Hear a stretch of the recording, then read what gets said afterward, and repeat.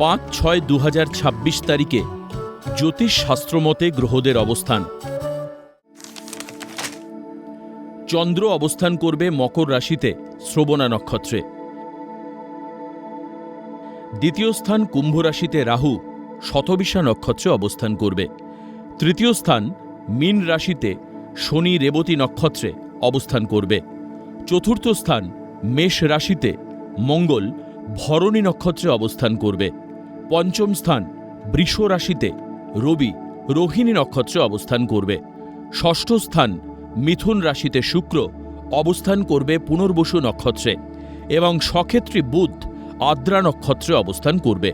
সপ্তম স্থান কর্কট রাশিতে তুঙ্গস্থ বৃহস্পতি অবস্থান করবে পুনর্বসু নক্ষত্রে।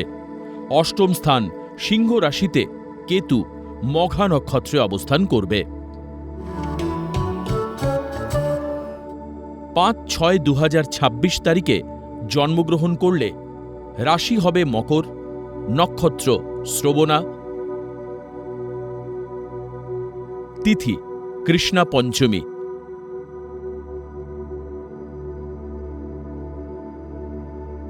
গণ দেব।